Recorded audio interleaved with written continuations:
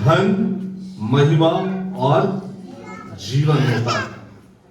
उसके बाद लिखा है 6वीं आयत में, लड़के को उसी मार्ग की शिक्षा दे जिसमें उसको चलना चाहिए और वह बुढ़ापे में भी उससे ना हटेगा। 9वीं आयत में लिखा है, दया करने वाले पर आशीष फलती है क्योंकि वह कंगाल को अपनी रोटी में से देता है। इन 3 आयतों को यदि आप बड़ी गंभीरता पूर्वक पढ़े, बच्चे लोग सब शांत बैठेंगे बेटा ना, चलना फिरना नहीं बिल्कुल, हाँ? सब शांत बैठ। मैं यहां बैठ करके अंकल से वही चीज बोल रहा था। मैं जब से यहां बैठा हूं, मैंने इतने बच्चों को यहां देखा, केवल एक बच्चा है जो बहुत शांत बैठा है, जिसने अभी तक कोई शरारत नहीं की। आपने किसी बच्चे को देखा यहां जिसने अभी तक कोई शरारत नहीं की, जो अपनी जगह से उठा भी नहीं? सत्य प्रकाश भाई के बेटे को देख रहा था, उसे गुब्बारा भी दिया गया तो उसने नहीं लिया। बड़ा शांत बैठा है, एकदम शांत, किसी से कोई बातचीत नहीं, एकदम। तो बाइबल क्या बोल रही है आज हम देखेंगे, और बच्चे सब शांत रहे। बाइबल कहती है नम्रता और यहोवा का भय मानने का फल धन, महिमा और जीवन। हमारे जीवन में मैं इस बात को सीखता हूं कि हम लोग बहुत सारी चीजों की लालसा करते हैं। हम लोग चाहते हैं कि हमारे पास बहुत सा धन हो, हम चाहते हैं कि समाज में और लोगों के बीच में हमारा बड़ा आदर मान हो, हम चाहते हैं कि हमारी लंबी आयु हो और हम जल्दी ना मरे, और उसके लिए बहुत कुछ करना चाहते हैं। पिछले दिनों एक मित्र मुझसे मिले और वो मुझसे बोलने लगे, अनिल भाई आपको गैस्ट्रिक की प्रॉब्लम है? मैंने बोला हाँ है। तो बोले मैं कुछ दवाइयां दूंगा और आप स्वस्थ रहेंगे। अच्छा क्या क्या करना पड़ेगा? उन्होंने बताया हर्बल के बहुत सारे प्रोजेक्ट, और उन्होंने बताया ये 6000 रुपए का पूरा बंडल है, इसको आप सुबह खाइए, शाम को खाइए, चाय छोड़ दीजिए, ये कर दीजिए, इससे आपकी उम्र लंबी हो जाएगी। मैंने बोला बहुत बढ़िया बात।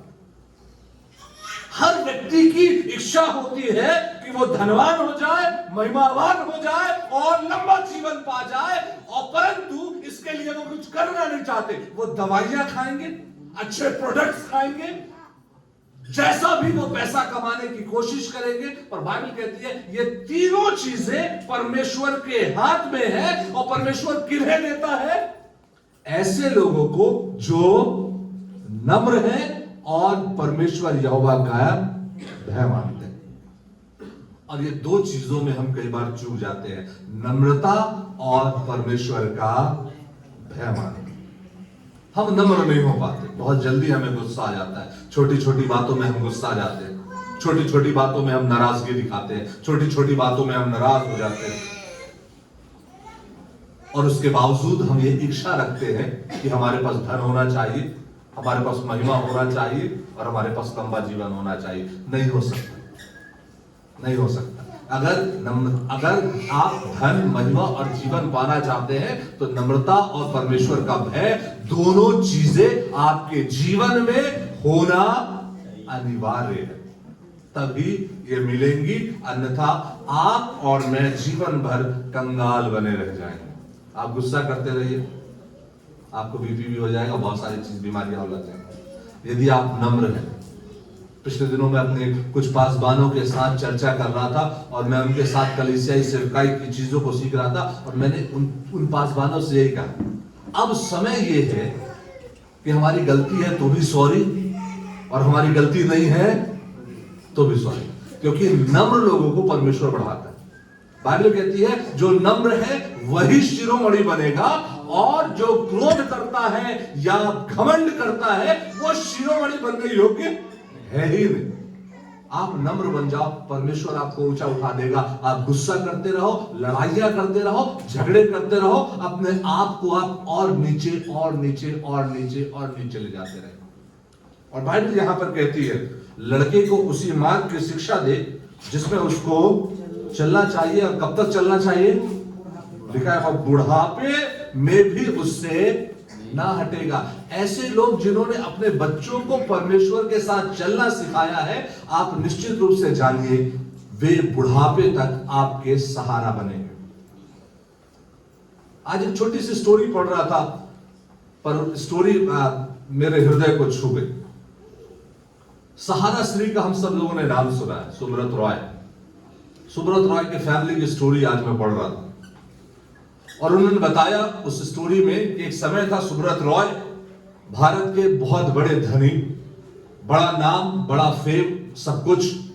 और जब उन्होंने अपने बेटों की शादी की, उस समय की सबसे महंगी शादी मानी जाती है, जिसमें 500 करोड़ रुपए से ज्यादा उसने खर्च कर दिए, 500 करोड़ से ज्यादा खर्च कर दिए। पर पिछले दिनों जब उनकी मृत्यु हुई, 2 दिनों तक उनकी डेड बॉडी मरचुरी में रही, और उनके बेटों ने विदेश से यह कह दिया कि हम नहीं आ पाएंगे, हमारे पास दूसरे काम है।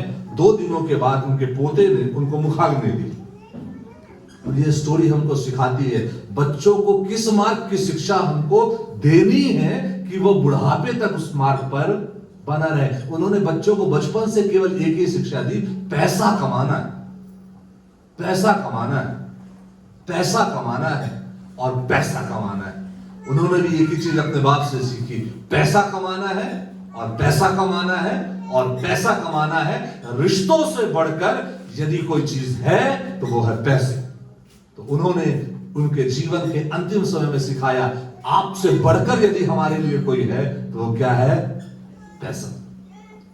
प्रियो, मैं और आप जो ये कहते हैं कि हम विश्वासी हैं, हम अपने बच्चों को क्या सिखा रहे हैं?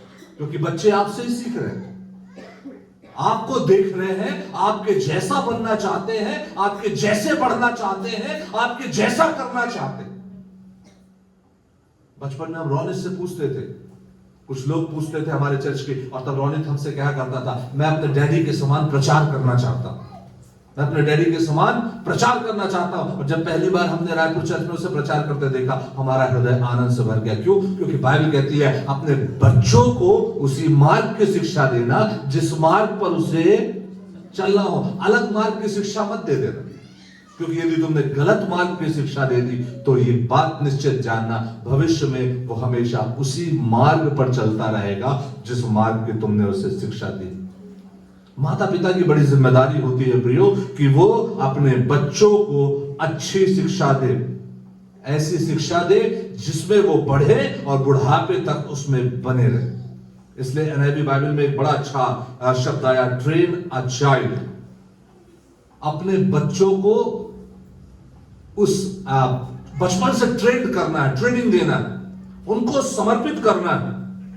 यदि आप पहला राजा को निकालें, 8 अध्याय और 63 आयत, पहला राजा 8 अध्याय और 63 आयत, तो बाइबल वहां पर इस प्रकार से कहती है, और जो पशु सुलेमान ने मेल बलि में यहोवा को चढ़ाए वे 22,000 बैल और 1,20,000 भेड़े थी। इस रीति से राजा ने सब इस्राएलियों समेत यहोवा के भवन की प्रतिष्ठा की। प्रारंभ में बलिदानों का बड़ा महत्व रहा है बाइबल में। चाहे मंदिर बनाए उसका समर्पण करना है, घर बनाए उसका समर्पण करना है, कोई भी बड़ा काम किया उसका समर्पण करना है, शहर पना बन गई उसका समर्पण करना है, कलीसियाओं में हम जाते हैं और जब बच्चा बड़ा होता है तो उसका समर्पण करते हैं। पर क्या समर्पण के साथ इस बात को हम याद रखते हैं, यहां से हमारी जिम्मेदारी शुरू होती है प्रशिक्षण की, अपने बच्चों को सिखाने की, अपने बच्चों को परमेश्वर के साथ बढ़ाने की। यदि बड़ा होकर के बच्चा बिगड़ जाए और माता पिता ये कहें कि हमारे बच्चे के लिए प्रार्थना करें, पादरी साहब हमारा बेटा बिगड़ गया, तो गलती किसकी है? निश्चित रूप से मेरी गलती है यदि मेरा बेटा बिगड़ गया, और किसी की गलती नहीं, और किसी की गलती नहीं। क्यों? क्योंकि जो शिक्षा मुझे देनी थी मैंने उसे नहीं दी, मैंने उसे नहीं दी, जिसके कारण वो गलत रास्तों पर चला गया। हो सकता है मेरे जीवन में कुछ कमियां थी, मेरे जीवन को देख करके वो गलत मार्गों पर चला गया, गलती मेरी और केवल मेरी। किसी विचारक ने अपने बुक में इस प्रकार से लिखा, उसने लिखा, मैंने अपने बच्चों को किताबों से सिखाना चाहा और मेरा बच्चा परेशान नजर आया।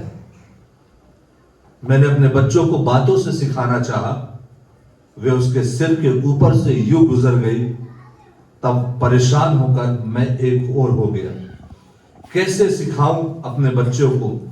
चिल्लाकर मैंने उससे कहा, पर मेरे हाथ में चाबियों को पकड़ाते हुए मुझे वो बोला, आओ मेरे साथ खेलो। जब किताबों से सिखाना चाहा, उसने नहीं सीखा। जब बातों से सिखाना चाहा, उसने नहीं सीखा। पिता परेशान हो गया। बच्चा बोलता है, आओ मेरे साथ खेलो, क्योंकि बच्चा आपसे सीखना चाहता है कि आप प्रेम से, नम्रता से और अपने जीवन से बच्चे को क्या सिखाना चाहते हैं। बच्चे को क्या सिखाना चाहते हैं, जो आप सिखाएंगे वो बच्चा सीखेगा। पहली चीज बड़ी महत्वपूर्ण है बच्चों को सिखाने के संदर्भ में, और वो है अपने बच्चों के साथ समय बिताना। कई बार माता पिता इतने बिजी हो जाते हैं कि उनके पास दुनिया के सारे लोगों के लिए समय होता है और अपने बच्चों के लिए समय उनके पास नहीं होता। कई बच्चों की आप शिकायतों को मिलेंगे, सुनेंगे कि वो बोलते हैं, हमारे मम्मी पापा के पास हमारे लिए टाइम नहीं। मैं बहुत से ऐसे परिवारों को जानता हूं जहां माता पिता सुबह से जॉब में चले जाते थे, बच्चा स्कूल चला जाता था, ऑटो से लौट कर आता था, पड़ोसी से चाबी लेकर घर को बंद करके अंदर रहता था। और वैसे ही वो जवान हो गया और बड़ा होने के बाद उसने एक बात जान लिया कि जब वो बड़ा हुआ उसने भी माता पिता की तरफ कभी ध्यान नहीं दिया, कभी ध्यान नहीं दिया। क्यों? क्योंकि उसने बचपन से सीखा, माता पिता ने किसको महत्व ज्यादा दिया है? मुझसे ज्यादा उन्होंने अपनी नौकरियों को महत्व दिया। मेरे लिए उनके पास टाइम नहीं था, पर नौकरी के लिए उनके पास टाइम था। जब वो नौकरी करने लगा, उसने भी जान लिया मेरे को नौकरी के लिए मुझे समय निकालना है, मेरे माता पिता कैसे हैं उससे मुझे कोई मतलब नहीं। उसने अपने माता पिता को समय देना छोड़ दिया। आपको अपने बच्चों को समय बचपन से देना होगा, तब बच्चे जब बड़े होंगे तब आपको समय देंगे। जब वो इस बात को जान लेंगे कि हाँ, मेरे माता पिता ने मेरे लिए त्याग किया। एक स्टोरी को मैं पढ़ रहा था, एक स्त्री का विवाह होता है एक पुरुष के साथ, और उसके बाद उसका एक बेटा होता है। वो गवर्नमेंट की एक बड़ी अधिकारी थी। उसने कहा, नहीं, मुझे मेरे बेटे को समय देना। उसने गवर्नमेंट जॉब को छोड़ दिया। और जब बच्चा बड़ा हुआ, उसने कहा, मेरी माँ ने मेरे लिए जॉब को छोड़ा था। वो हमेशा अपनी माँ के प्रति एक कंसर्न रखता था कि उसे किसी बात की कमी नहीं होना चाहिए। माता पिता को चाहिए, मैं नहीं कह रहा हूं कि आप नौकरी मत करिए या नौकरी छोड़ दीजिए, मैं कह रहा हूं आप अपने बच्चों को समय दीजिए। जब जितना ज्यादा समय हो सकता है अपने बच्चों को दीजिए कि आपके बच्चे आशीष को पा सके। इसहाक और अब्राहम के साथ आप देखेंगे इतना बढ़िया रिश्ता कहीं नहीं मिलेगा। पिता ने बोला चलना है, मीन्स चलना है, कोई प्रश्न नहीं। आराम से जा रहे, बढ़िया हंसते बोलते जा रहे। अब्राहम को मालूम है क्या होने वाला है, इसहाक को नहीं मालूम है क्या होने वाला है। पिता के दिल में आंसू बह रहे हैं, पर एक बात पिता को मालूम है, मेरा परमेश्वर मेरे बच्चे को कुछ होने नहीं देगा। आप निश्चित रूप से जानिए, यदि आप परमेश्वर से प्यार करते हैं, परमेश्वर आपके बच्चे को गलत रास्ते में जाने नहीं देगा। क्योंकि बाइबल कहती है जो बुरा करता है, यदि आप इस चीज को पढ़ेंगे, लिखा हुआ है टेढ़े मनुष्य के मार्ग में कांटे और फंदे रहते हैं। टेढ़े मनुष्य के मार्ग में हमेशा कांटे और फंदे रहते हैं। यदि आपने टेढ़ापन किया है तो निश्चित रूप से वो चीजें आपके बच्चों पर बहुत प्रभाव डालेगी। पर यदि आपने, लिखा है किसी कंगाल को अपनी रोटी में से दिया और उस पर दया किया है, आप अपनी आशीष को कभी खोएंगे नहीं। दूसरी चीज जो मैं सीखता हूं, आदर्श बनना। अपने बच्चों के लिए आदर्श बने, आइडल बने। एक बार एक बच्चे ने बाहर आकर कहा, पापा ने कहा है कि पापा घर में नहीं। पापा ने कहा है कि पापा घर में नहीं। बाहर वाला समझ गया बच्चे ने क्या कहा। कई बार ये हमारे साथ भी होता है कि हमारा बच्चा बाहर जाकर कहता है, पापा ने कहा है कि पापा घर में नहीं है। इस संडे रविवार में हमारे चर्च में एक बच्चे ने बहुत अच्छा प्रचार किया, समायरा ने। उसने कहा कि कई बार चीजों को हम अपने माता पिता से सीखते हैं। और बच्चों का हृदय बड़ा साफ होता है, उसमें झूठ नहीं होता, उसमें फरेब नहीं होता, ईर्ष्या नहीं होती, बड़ा साफ दिल होता है। जो जिस रंग में आप ढालते चले जाएंगे उस रंग में वो ढलते चले जाएंगे। तभी मैं किसी से कहता था, बच्चों के सामने चर्च पॉलिटिक्स की बात कभी नहीं करना। यदि बच्चों के सामने आपने चर्च पॉलिटिक्स की बात की तो बच्चा चर्च पॉलिटिक्स के साथ ही बड़ा होने वाला है। जब वो बड़ा होगा तो वो भी चर्च में पॉलिटिक्स करेगा। क्यों? क्योंकि बचपन से उसने माता पिता से चर्च पॉलिटिक्स ही सीखी। पादरी ऐसा है, पादरी वैसा है, पादरी ऐसा है, वो अध्यक्ष ऐसा है, वो सेक्रेटरी ऐसा है, वो चर्च ऐसा। जब वो बड़ा हुआ तो उसने भी वही कहना शुरू किया, पादरी ऐसा है, अध्यक्ष ऐसा, सेक्रेटरी ऐसा, फलाना ऐसा, फलाना ऐसा। बच्चों से हमेशा इंकरेजमेंट की बात करना, परमेश्वर की बात करना। पुराने नियम में आप देखेंगे बच्चों को तोरा सिखाई जाती थी। क्यों? क्योंकि बच्चों को उसी मार्ग की शिक्षा दी जाती थी जिस मार्ग में बच्चों को बढ़ना है, जिस मार्ग में उनको चलाना है, वही सिखाया जाता था। वही चीज उनको सिखाई जाती थी कि वो गड़बड़ ना करे। माता पिता अपने बच्चों के लिए आदर्श बनते थे। अब्राहम इजहाक के लिए आदर्श बना, इजहाक याकूब के लिए आदर्श बना, याकूब यूसुफ के लिए आदर्श बना। क्या मैं कह सकता हूं कि मैं अपने बच्चों के लिए आदर्श हूं? तीसरी और अंतिम बात जो बहुत ध्यान देने योग्य है कि हमें अपने बच्चे का पथ प्रदर्शक बनना है। हमारे बच्चों को किस मार्ग पर चलना है वो हमें बताना होगा। कई बार कई ऐसे अवसर आते हैं कि बच्चे गलत चुनाव भी करते हैं जीवन में। ऐसा नहीं है कि बच्चे चुनाव गलत नहीं करते। बहुत सिखाने के बाद भी बच्चों के जीवन में जब चुनाव का समय आता है या रास्ता चुनने का समय आता है तो वो गलत निर्णय की ओर बढ़ने लगते हैं। तब माता पिता की जिम्मेदारी है कि वो अपने बच्चे को गाइड करें, पथ प्रदर्शक बने कि नहीं बेटा ये गलत रास्ता है, इसमें हमें नहीं चलना है, हमें तो इस मार्ग पर चलना है, ये नहीं करना है, हमें तो ये करना है। कई बार हमारे बच्चे जब जीवन साथी का चयन करते हैं और वो अन्य जातियों में से जवानों को चुन लेते हैं, तब बच्चों के साथ माता पिता को बात करना, नहीं बेटा ये नहीं, ये गलत है, बाइबल इसे गलत ठहराती है, हमें ऐसा नहीं, हमें तो ऐसा करना है। और बाइबल कहती है अविश्वासियों के साथ आसमान जुए में न जुटो। हमको अपने बच्चों को समय पर सिखाना है। मैं कई लोगों को देखता हूं जो कहते हैं अरे कोई फर्क नहीं पड़ता, एक आत्मा को जीत लेंगे, एक आत्मा को विश्वास में ले आएंगे, सब व्यर्थ की बात। पता चला आत्मा लाने के चक्कर में आत्मा चली गई, उसको मसीह बनाने के चक्कर में हम कुछ जाकर के वो काम करने लगे जो हमें नहीं करना चाहिए। सावधान, आपको अपने बच्चों का पथ प्रदर्शक बनना है। बच्चों को मंजिल पाने के लिए हमें सिखाना होगा। बच्चों को मंजिल पाने के लिए हमें उन्हें मार्ग बताना होगा कि किस मार्ग पर उन्हें चलना है और कहां वो सफलताओं को पा सकते हैं। उन्हें चीजों को बताना होगा, उन्हें मंजिलों को कई बार बताना होगा, गलत रास्तों को चुनने से उन्हें बचाना होगा, सही रास्ता चुनने में उनकी सहायता भी करनी होगी। एक अच्छा पथ प्रदर्शक, इसलिए बाइबल में लिखा है यहोवा हमारा चरवाहा है।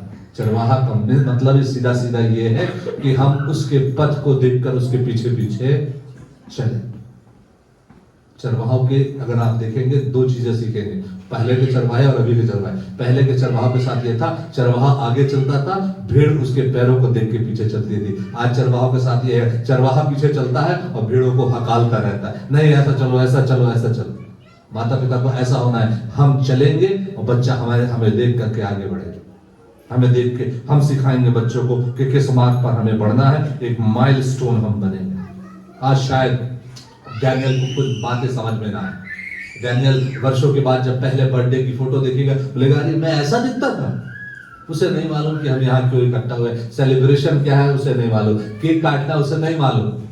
शायद बिटिया को मालूम है हमारी, पर डैनियल को नहीं मालूम। पर एक बात जो हम सबको सीखना है डैनियल के बर्थडे में, कि हमें अपने बच्चों को उसी मार्ग की शिक्षा देना है जिस मार्ग पर उन्हें चलना है, ताकि वो बुढ़ापे तक उस विश्वास में बने रहें।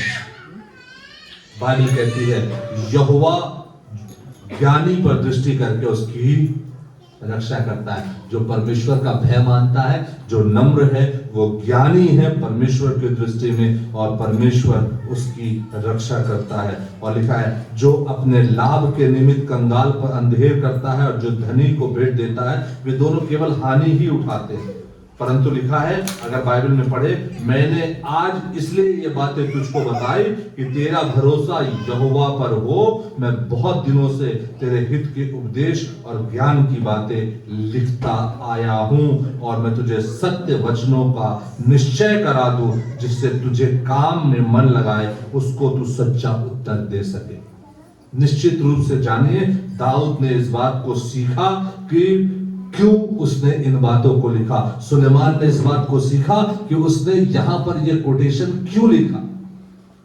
सुलेमान ने जो सीखा दाऊद से, उसने हमें सिखा दिया है, और वो कहता है, इस पर मन लगाए रहना, इस पर मन लगाए रहना। ये सत्य वचन है, इसमें कहीं झूठ नहीं है।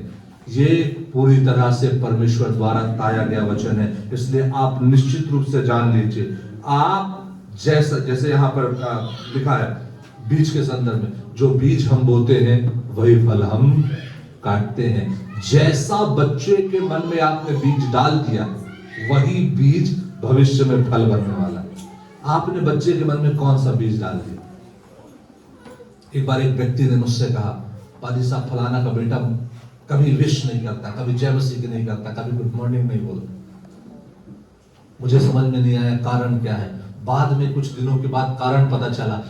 परिवार जब बैठता था तो हमेशा उस व्यक्ति की बुराई करता था, और बच्चा जब बड़ा हुआ तो उसे ये लगा, जो ये फलाना व्यक्ति है, ये हमारे परिवार का विरोधी व्यक्ति है, इसलिए इसको गुड मॉर्निंग नहीं करना, इसको जय मसीह नहीं करना, इसको प्रेज द लॉर्ड नहीं करना, और उसके सामने से वो निकल जाए। आप सोच लिए, एक माता पिता ने अपने बच्चे के मन में क्या बीज बो दिए। वो शत्रुता हमेशा बनी रहे। इसलिए बच्चों के सामने जब बात करते हैं, सावधान। बच्चों के सामने जब चर्चा करते हैं, सावधान। जो बोलते हैं, सावधान। किसी के बारे में व्यर्थ की बातें मत करिए। बच्चों के साथ बैठिए, इंकरेजमेंट करिए, परमेश्वर के वचन की बातें करिए, उनको उत्साहित कीजिए। निराशा की कोई बात नहीं। अभी मैं पिछले दिनों पेपर में पढ़ रहा था, कोटा के संदर्भ में प्रतिदिन कोई ना कोई आत्महत्या कर रहा था।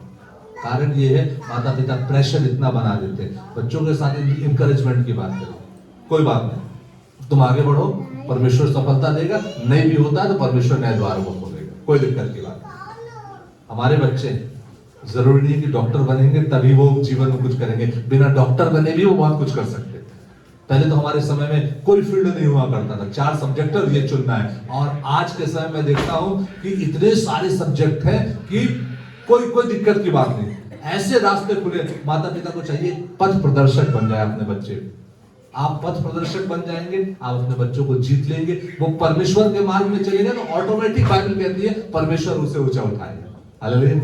आप केवल परमेश्वर के मार्ग में चला दीजिए। बढ़ाना परमेश्वर का काम है, ऊंचा उठाना परमेश्वर का काम है। आप जो सिखाना चाहते हैं, निर्णय आपका है। यदि आप भविष्य में कड़वा फल खाना चाहते हैं, कड़वा बीज बो दीजिए।